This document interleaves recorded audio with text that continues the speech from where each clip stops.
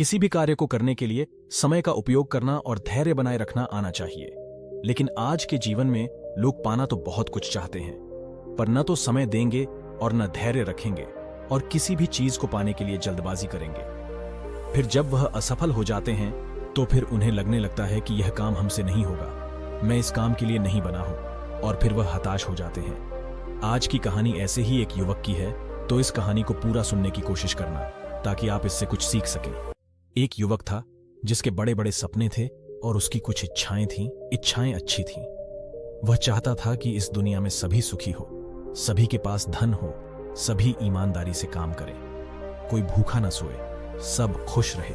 उसने सुना था कि हम जैसा सोचते हैं वैसा ही होता है, और हमारी इच्छाओं को यह ब्रह्मांड पूरी करता है। इसलिए वह इन इच्छाओं को दिन रात सोचता रहता, लेकिन ऐसा कुछ भी नहीं हुआ। वह देखता है कि दुनिया में दुख है, तकलीफ है, बेईमानी है, लोग एक दूसरे से नफरत करते हैं। उसकी इच्छाएं पूरी नहीं हो रही थी। तब एक दिन उसके मन में एक नई इच्छा ने जन्म लिया। उसने सोचा कि मैं एक बड़ा हीरे मोती का व्यापारी बन जाता हूं और मैं एक बड़ा व्यापारी बनूंगा। वह दिन रात इस इच्छा को लिए हुए इस बारे में सोचता रहा। वह सोचता कि कहीं से मुझे हीरे मोती पड़े मिल जाएंगे और मैं उनसे एक बड़ा व्यापार शुरू करूंगा। फिर सोचता कि कहीं से कोई एक सेठ आएगा और मुझे कुछ हीरे मोती देकर जाएगा और वह मेरे व्यापार में सहायता भी करेगा। मैं एक बड़ा व्यापारी बन जाऊंगा और वह सेठ अपनी लड़की से मेरा विवाह करा देगा। तब मेरे जीवन में खुशियां ही खुशियां होंगी। ऐसी ही काल्पनिक सोच वह दिन रात बनाता रहता, लेकिन होता कुछ नहीं। जब उस युवक के पिता को यह पता चला कि उसका बेटा एक हीरे मोती का व्यापारी बनना चाहता है, तो उसे बड़ी खुशी हुई। उस पिता ने अपनी कुछ संपत्ति बेचकर उस बेटे को 3 हीरे और मोती दे दिए और बोला, बेटा मैं जानता हूं कि तुम हीरे मोती के व्यापारी बनना चाहते हो। मैं तुम्हारे लिए बहुत खुश हूं। मैंने अपनी आधी संपत्ति बेच दी है और यह 3 हीरे और 3 मोती तुम्हारे लिए खरीदे हैं। इनसे तुम व्यापार शुरू करो, तुम सफल हो जाओगे, तब मुझे बहुत खुशी होगी। लेकिन उस लड़के को यह 3 हीरे और 3 मोती कम लग रहे थे। उसने सोचा कि इन हीरे मोती से क्या होगा, कम से कम 1000 हीरे और मोती तो होने ही चाहिए थे। एक बड़ी दुकान होनी चाहिए थी। कुछ लोगों को मेरे नीचे काम करने वाला भी होना चाहिए था। जब यही बात उसने अपने पिता को बताई तो पिता ने कहा, बेटा शुरुआत पहली कदम से ही होती है। हम कभी भी एक समय पर 1000 कदम नहीं चल सकते। पहला कदम, फिर उसके बाद दूसरा कदम, फिर तीसरा कदम, ऐसे ही बढ़ते जाते हैं और रास्ता तय कर मंजिल पर पहुंचते हैं। तो मैं इनसे व्यापार तो शुरू करो, बाकी सब अपने आप हो जाएगा। उस युवक ने व्यापार आरंभ किया और सोचने लगा कि मैं 1 महीने में ही ऐसा व्यापार करूंगा कि लड़की से मैं शादी कर लूंगा, तब मेरे जैसा व्यापारी यहां कोई नहीं होगा। लेकिन ऐसा कुछ हुआ नहीं। 1 माह में भी किसी ने उसकी उन 3 हीरे और मोती में से कुछ नहीं खरीदा। वह निराश हो गया। उसे लगा कि अब कुछ नहीं हो सकता, वह बड़ा व्यापारी नहीं बन सकता। अपने पुत्र को निराश होता देख उस पिता ने अपने पुत्र से कहा, निराश होने की आवश्यकता नहीं है, हमें पहले बाजार को समझना होता है। जब हम परिस्थितियों को समझ जाते हैं तभी हम बाजार में कुछ बेच सकते हैं। तुम यह पता करो कि बाजार में किस प्रकार के हीरे मोती की मांग है। इन 3 हीरे मोती को कर उन्हें खरीदो।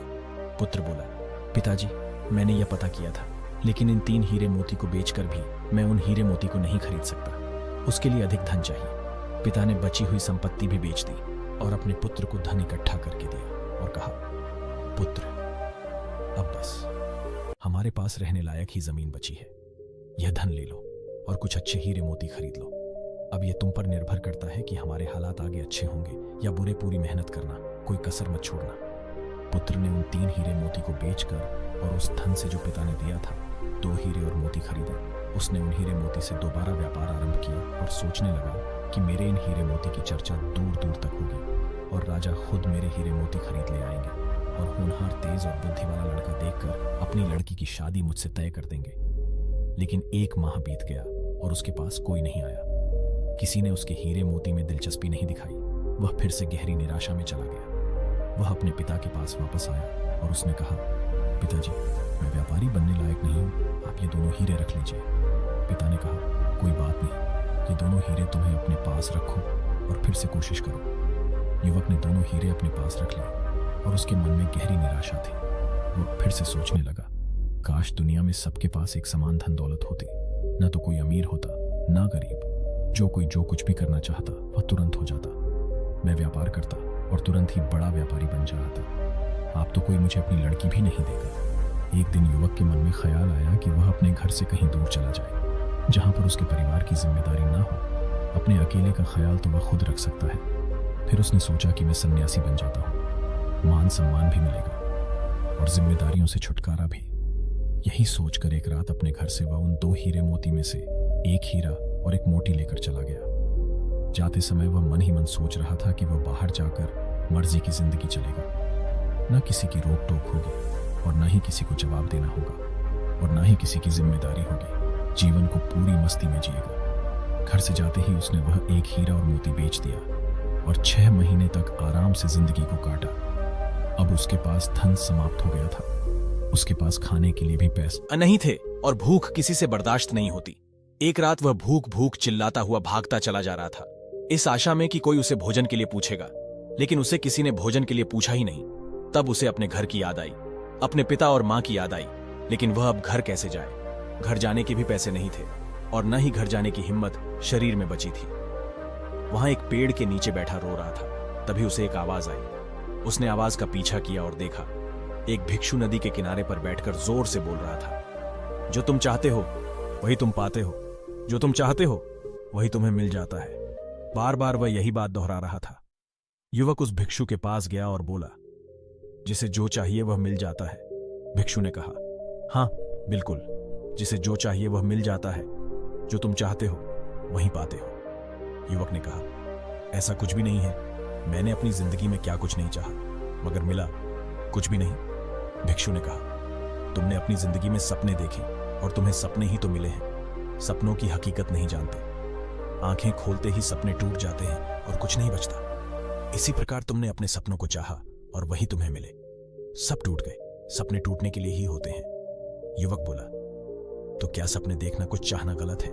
भिक्षु ने कहा, नहीं, सपने देखना गलत नहीं है, कुछ चाहना भी गलत नहीं है। सपने वही देखो जो तुम पूरा कर सकते हो। उसी चीज को चाहो जिसे तुम पा सकते हो, जिसके लिए तुम कम कर सकते हो, जिसके लिए तुम मेहनत कर सकते हो। सपना बड़ा हो चाहत, बड़ी हो तो कोई बात नहीं, लेकिन तुम्हारे अंदर हिम्मत होनी चाहिए कि तुम उसे अपने अधिकार में ला सको। तुम्हारे अंदर उस चाहत, उस सपने के लिए संदेह नहीं होना चाहिए। युवक ने कहा, मैं ऐसा क्या करूं जो मैं चाहता हूं वह हो जाए? भिक्षु ने कहा, यथार्थ में वो काल्पनिक सपनों की दुनिया से बाहर आ जाओ, अपनी सामर्थ्य को पहचानो। तुम मुझे बताओ तुम क्या चाहते हो? युवक ने कहा, मैं हीरे और मोती का एक बड़ा व्यापारी बनना चाहता हूं। भिक्षु ने कहा, बस इतनी सी बात, यह काम तो बहुत ही आसान है और तुम बहुत आसानी से कर सकते। युवक ने कहा, आसानी से? पर कैसे? मैं तो यह करके देख चुका हूं, हर बार असफल हुआ हो। भिक्षु ने कहा, मैं तुम्हें एक हीरा और एक मोती देता हूं, इससे व्यापार आरंभ करो, सफलता अवश्य मिलेगी। अपना हाथ आगे करो। युवक ने अपना हाथ आगे कर दिया। भिक्षु ने उस युवक के हाथ पर कुछ रेत उठाकर रख दी और कहा, यह पहला ही रहा। युवक ने कहा, कहां है ही रहा? यह तो रेत है, मुझे पागल बना रहे हैं। भिक्षु ने कहा, यह रेत नहीं है, यह समय है और समय किसी के लिए नहीं रोकता। जैसे ही तुम अपना हाथ सीधा करते हो या नीचे गिर जाता है, समय ही वही रहा है जिसका उपयोग करके तुम कुछ भी कर सकते हो।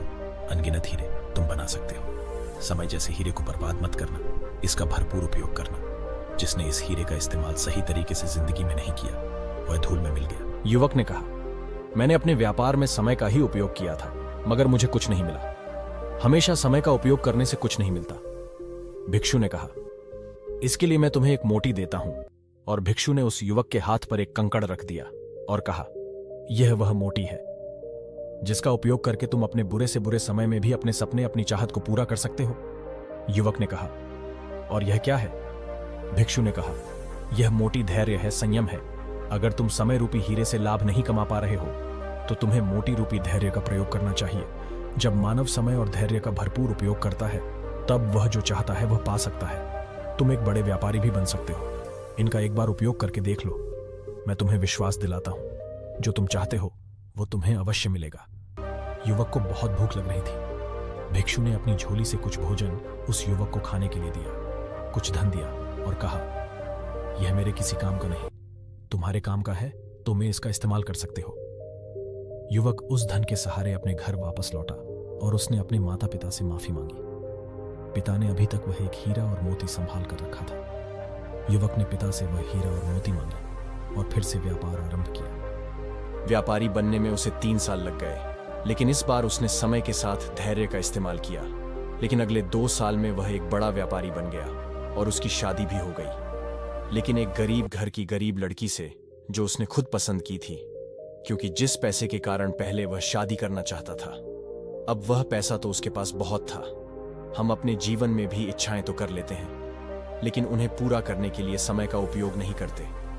हमारी इच्छाएं कुछ ऐसी होती हैं जो हमारे अधिकार क्षेत्र से बहुत बाहर की होती हैं। उन्हें अपने अधिकार क्षेत्र में लाना आसान नहीं होता, लेकिन नामुमकिन भी नहीं होता। जैसे अभी कोई कहे कि इस दुनिया के सभी लोग ईमानदार हो जाएं, सुखी हो जाएं, तो क्या ऐसा हो सकता है? बिल्कुल भी नहीं होगा। लेकिन कोई व्यक्ति इसके लिए प्रयास करता है तो अपने प्रयास से बहुत हद तक अपने सपने को साकार कर सकता है। तथागत गौतम बुद्ध खुद इसका उदाहरण है। पूरी दुनिया सुख से रहे, यही उनका प्रयास था, और जो भी उनकी शरण में आया उसके दुख हमेशा के लिए समाप्त हो गए। इस दुनिया के बहुत बड़े हिस्से पर उनका प्रभाव है, और वह इसीलिए है क्योंकि उन्होंने अपने समय का भरपूर उपयोग किया और हमेशा धैर्य बनाए रखा। लेकिन हम तो कुछ सोचते हैं, उसके लिए प्रयास करते हैं, फिर हमें लगता है कि यह हमसे नहीं होने वाला और तुरंत ही उसे छोड़ देते हैं। फिर हमें लगता है कि हम अपने जीवन में कुछ नहीं कर सकते, लेकिन ऐसा नहीं है। जो आप चाहते हैं वह आपको अवश्य मिलता है। बस आप अपने ऊपर भरोसा रखें, उस कार्य को समय दें और धैर्य बनाए रखें। उम्मीद करता हूं आप लोगों को यह कहानी अच्छी लगी होगी और आप इस कहानी से कुछ सीख पाए होंगे। अगर इस कहानी से कुछ भी सीखने को मिला हो तो इसे अपने दोस्तों के साथ जरूर साझा करें और हमारे चैनल को सब्सक्राइब करें ताकि आने वाली कहानी आप तक पहले पहुंचे। धन्यवाद।